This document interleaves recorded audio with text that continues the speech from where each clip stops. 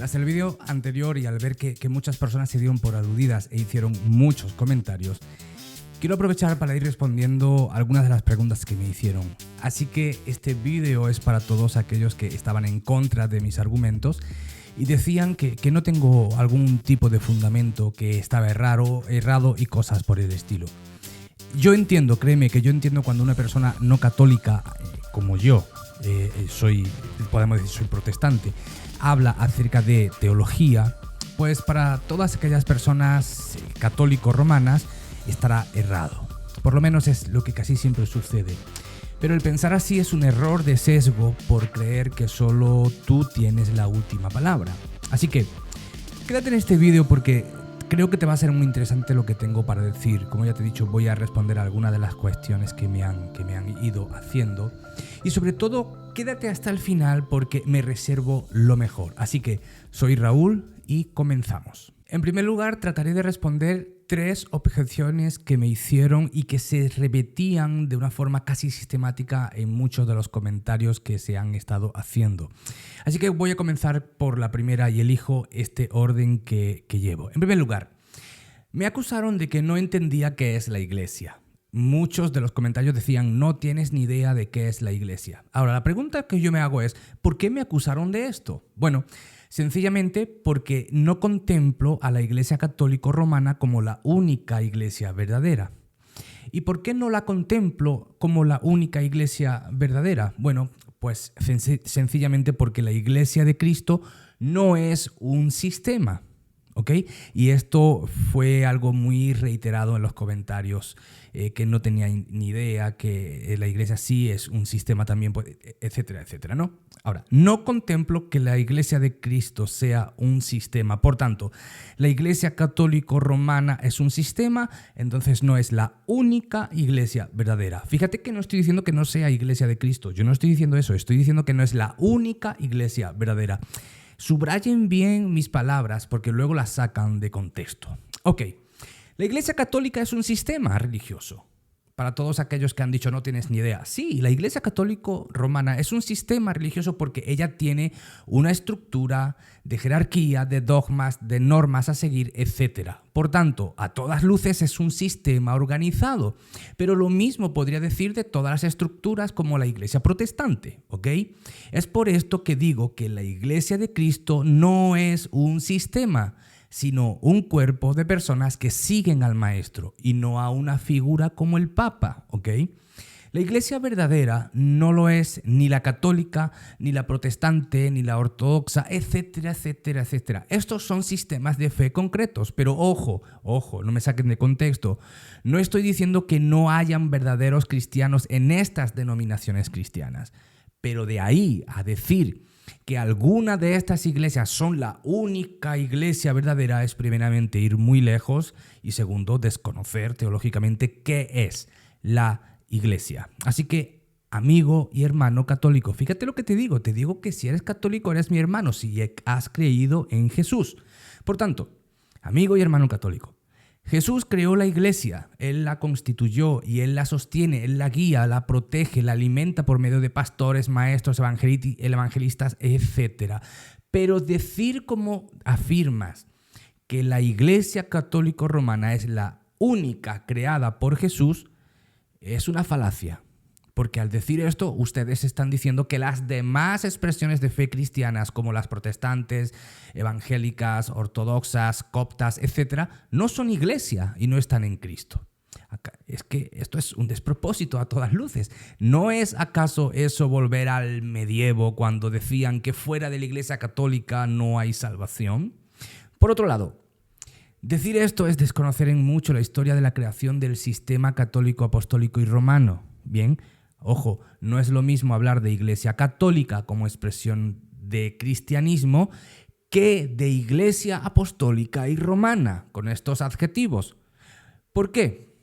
Porque la iglesia católica, apostólica y romana comenzó indudablemente cuando Constantino imperializó el cristianismo y fusionó muchas de las creencias paganas romanas con doctrina cristiana, dando lugar a lo que hoy se conoce como la iglesia católica romana. Vamos a ver.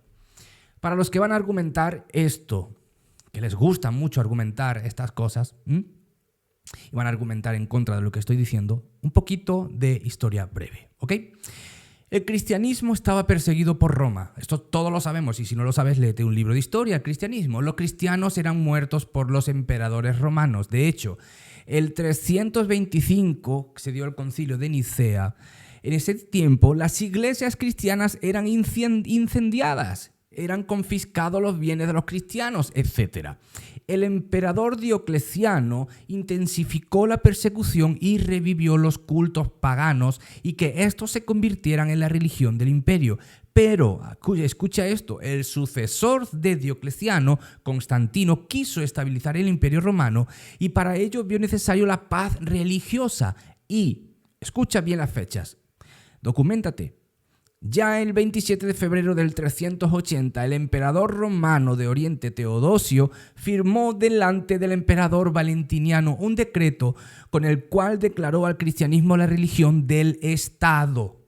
Por tanto, para quienes sostienen que la Iglesia católica y romana es desde Cristo, no es así. La historia lo confirma, su misma historia, vuestra misma historia, así que revisen los datos, por favor. Queridos, queridas, la salvación no está en la iglesia, sino en Cristo. La iglesia es un medio que proclama y muestra a Cristo, pero ella no da, otorga ni dispensa salvación. ¿Ok? En segundo lugar, hablemos muy brevemente sobre el papado.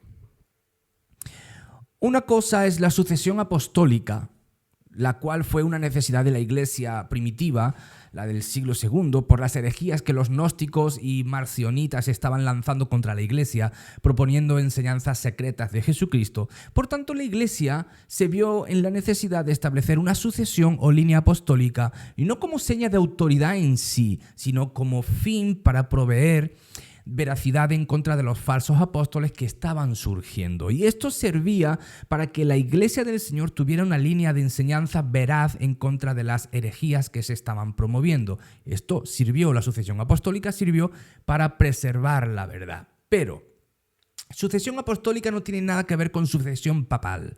De hecho, y como dice un historiador, y cito entre comillas, los orígenes del episcopado romano se pierden en la penumbra de la historia. La mayor parte de los historiadores, escuchen bien, tanto católicos como protestantes, concuerdan que Pedro estuvo en Roma, efectivamente, pero que no hay ningún documento antiguo que diga que Pedro transfirió su autoridad apostólica a sucesores. De hecho, lo cierto es que durante el periodo que va desde la persecución de Nerón en el 64 hasta la primera epístola de Clemente en el 96, lo que sabemos del episcopado es nada. Entonces surge una pregunta: si el papado hubiera sido tan importante para la iglesia como algunos dicen, ¿por qué no hay rastro durante tantos años en este tiempo de la iglesia? Y posteriormente a esto, ya se sucedieron papas fusionándose con el poder religioso y político, lo cual, y en una sana interpretación bíblica de la vida de Jesús, nada tiene que ver con los papas, con el servicio misional, tal y como lo hizo Jesús. Pero, y déjame repetirlo nuevamente, es muy importante que puedas entender estos datos. Desde el periodo de la persecución de Nerón del 64 hasta la primera epístola de Clemente en el 96, no sabemos nada del episcopado o de la sucesión papal. Entonces, ahí hay una gran laguna. No podemos afirmar que Pedro pasó la sucesión apostólica a otra persona. Hay una gran laguna que tanto historiadores católicos como protestantes coinciden en lo mismo. Muy bien. Tercer punto. María como sin pecado, o sea, María sin pecado, Inmaculada Concepción. Bien, y aquí entramos en un debate potente entre la Iglesia romana y la Iglesia protestante. Pues muchos católicos piensan que los protestantes no respetamos a María, y eso es una falacia, eso es incorrecto. Los protestantes respetamos y amamos a María. Querido amigo y hermano católico, como protestante, respeto y amo a María. Tenemos todo el respeto hacia ella por lo que fue y representó, y por supuesto representa. Pero de ahí a decir que María fue una mujer libre de pecado, eso no tiene sustento bíblico. Es más, el dogma de la Inmaculada Concepción fue dicho por el Papa Pío IX en 1854 y dice que María fue preservada de toda mancha, esto es, preservada de todo pecado. O sea, lo que quiere decir Pío IX es que, lo que quiso decir es que María nació sin pecado y en su vida nunca pecó. Pero es que eso es un problema muy grande porque atenta directamente contra lo que la Escritura enseña y te lo quiero demostrar. En primer lugar, decir que lo que Pío IX dijera yo no lo considero creíble. Primero, porque yo no creo en la infalibilidad papal. Creo que la Biblia es infalible, pero el Papa o los papas son personas como tú y como yo, falibles, humanos. ¿Bien? Por tanto, por muy papa que fuera, erró por completo en su teología sobre María. ¿Por qué? Porque atenta directamente contra las paradas inspiradas, ese sí es inspirado, de Pablo. Del apóstol Pablo me refiero. Cuando en Romanos 3 dice que todos han pecado y están destituidos de la gloria de Dios. Lo puedes buscar en tu Biblia. Y luego Pablo continúa diciendo que no hay justo ni siquiera uno. Ni siquiera uno. A ver, y aquí tenemos un gran problema.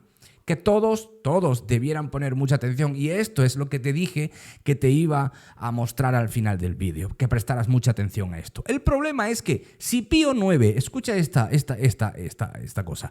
Si Pío IX dijo que María nació sin pecado y se hizo dogma, un dogma que toda la Iglesia Católica sigue hasta el día de hoy, pero el apóstol Pablo dijo que ni siquiera una persona hay justa, entonces ¿quién tiene razón? ¿O el Papa Pío IX? O el apóstol Pablo, el cual escribió casi la totalidad del Nuevo Testamento. Y que yo sepa, las palabras de Pablo son muy sencillas de entender. No hay ni siquiera un justo. Entonces, si Dios usó a Pablo para escribir el Nuevo Testamento, ¿por qué Pablo dijo esto? ¿No fue inspirado por Dios Pablo? Entonces, si Pablo fue inspirado, tenemos que llegar a la conclusión de que lo que dijo fue lo que realmente Dios quiso que dijera. Y por esa razón entonces María entra en ese ninguno hay uno. O sea, en ese ni un justo, no hay ni siquiera un justo, ahí entra María también. Todos son pecadores, dice Pablo, inspirado por Dios. Y ahí entra María. ¿Por qué? Si Pablo es inspirado por el Espíritu Santo y escribe que no hay ni siquiera un justo, está metiendo también a María. De lo contrario, Pablo hubiera dicho, excepto María. De alguna forma, si María fuera sin pecado, él lo hubiera aclarado, pero no lo aclara y es inspirado por Dios. Por tanto, tenemos que deducir que María como persona, como línea de humanidad, tenía pecado en sí misma, el pecado original que se transmite de unos a otros. Bien, por otro lado, si esto no te convence, que creo que es muy convincente porque es exégesis bíblica, por otro lado, la misma María dice: proclama mi alma la grandeza del Señor, se alegra mi espíritu en Dios, mi Salvador. A ver, ¿cómo que Dios, mi Salvador? Si ella nace sin pecado, no necesita un Salvador, porque si está sin pecado, está al mismo nivel que los ángeles. ¿No te parece un poco extraño? Entonces, queridos, cuando un protestante dice que María tuvo pecado, lo que está diciendo es que María fue una persona elegida por Dios, dichosa y amada por Dios, la cual tuvo un inmenso regalo de ser la portadora y madre de Jesús, pero fue una persona pecadora como cualquiera de nosotros, tal y como Pablo, como Pedro, como Abraham, como Jacob, como el apóstol Juan, etcétera, etcétera, etcétera. Pero quisiera hablar de otro asunto rápidamente, y es la especie de guerra que se forma cuando un protestante como yo habla ciertas cosas de la Iglesia Católica Romana. Y muchos de ustedes no tienen un espíritu de argumentación, sino que mandan mensajes fuertes e insultantes. Pregunto, ¿es eso lo que Cristo les dice que haga? ¿Cristo les dice a ustedes que hagan eso contra un protestante que tiene su propia opinión? Miren, para que lo sepan, yo no hablo mal de la Iglesia Católica. Lo que hablo lo hago con argumentos escriturales. Aquí tengo mi Biblia, miren, perdón, aquí tengo mi Biblia, no se la he mostrado. Lo que hablo lo hago con argumentos escriturales, o sea, exégesis bíblica. Pero igual también puedo hablar de la iglesia protestante, porque ambas, iglesia católico romana y iglesia protestante, son sistemas de creencia y ninguno de esos sistemas es infalible. Es decir, personas que están dentro de la iglesia católica se van a ir al infierno. Pero también personas que están dentro de la iglesia protestante van a ir al infierno. ¿Por qué? Porque los sistemas no salvan. El que salva es Cristo. Y tanto tú, católico, como tú, protestante que me ves, te voy a leer algo de lo que Jesús dijo en el Sermón de la Montaña, que se encuentra en San Mateo, capítulo 7, versículo 21. Dice: no todo el que me dice Señor, Señor entrará en el reino de los cielos, sino el que hace la voluntad de mi Padre que está en los cielos. Y escucha esto: muchos me dirán en aquel día, Señor, Señor, ¿no profetizamos en tu nombre? ¿No echamos en tu nombre fuera demonios? ¿Y en tu nombre hicimos muchos milagros? Entonces les diré, nunca os conocí, apartaos de mí, hacedores de maldad. No que tú estés en una iglesia católica o no que tú estés en una iglesia protestante te da la seguridad de que eres realmente salvo. Si crees eso, chequea la Biblia. No lo que te diga tu cura o tu pastor, lo que te dice la palabra de Dios. Y Jesús mismo hizo estas declaraciones. No todo el que me dice Señor, Señor, muchos de ustedes católicos y protestantes, escuchadme ambos. Estoy hablando en general. Católico, no te ofendas, también estoy hablando del protestante, pero tu protestante, no te ofendas, también estoy hablando del católico. Da igual. Es que ninguna iglesia salva, solo Cristo salva. Y Él lo dice aquí. No todo el que me dice Señor, Señor entrará en el reino de los cielos. Quizá tú crees que eres una persona salva porque estás confiando en tu iglesia y en lo que te ha enseñado tu cura o tu pastor. No, querido, querida, lo que dice Cristo es lo que tienes que seguir. Y Cristo dice que una relación personal con Él es lo que aporta salvación.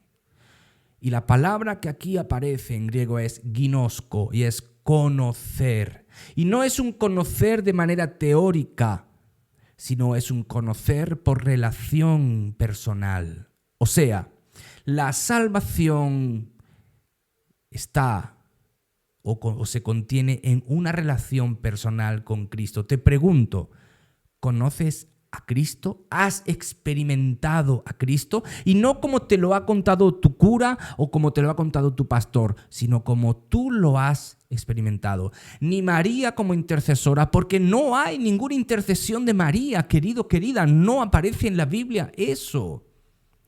El único mediador entre Dios y los hombres es Cristo hecho hombre.